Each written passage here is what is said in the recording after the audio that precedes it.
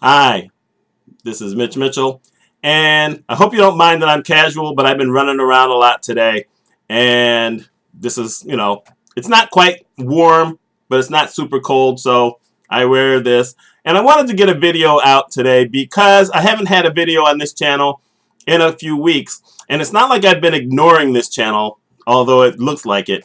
What's going on is that on my other channel, I've been doing a video a day for the entire month of April. And I'm doing some of them ahead of time and I'm doing some of them live. And I'm not doing it on the weekends, but I'm doing a video a day. And in order to do something like that, you have to be able to, do some planning and get things set up ahead of time so that you can do it. Now, of course, a couple of things have gone off kilter. For instance, I had hoped to have a couple of interviews, but folks just dropped out.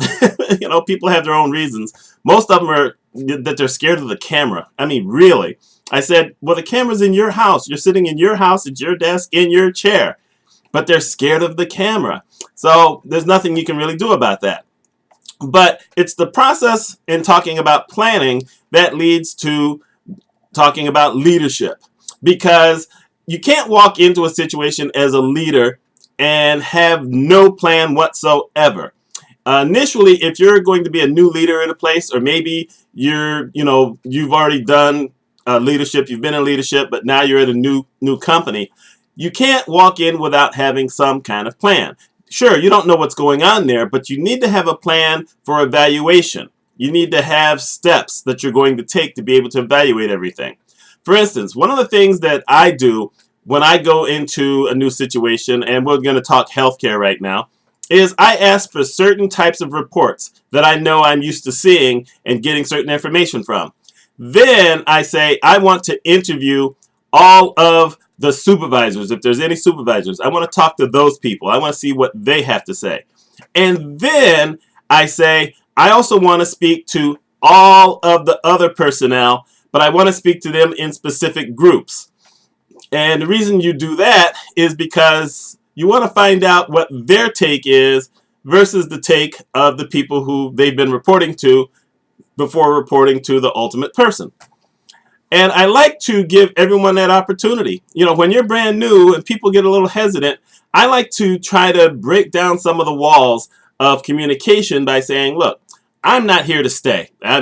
This is not what I'm here for. I'm here to get things fixed.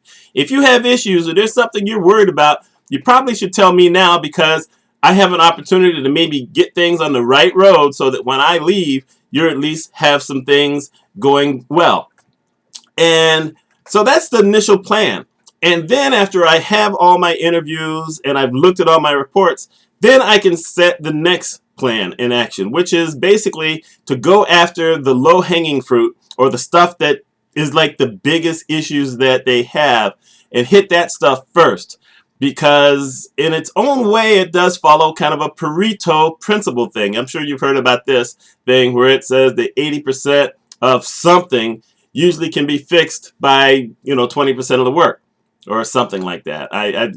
Maybe I should know what the entire thing is, but in essence, what you find, like in healthcare, healthcare finance. Let's just make sure I got that right. What I find is that the biggest issue most of the time is something that if I take care of that first, that's 50% of the problem. It may not be the biggest, but it's the most numerous.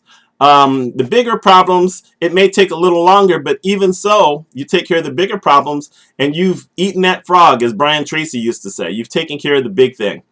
And that's, the essence of planning as a leader. That's how come I sometimes write and I say that every once in a while, if you're in a leadership position, you need to have time to think. You can't always be in action. You can't be in that mode where it looks like you're always working. Sometimes you need to think.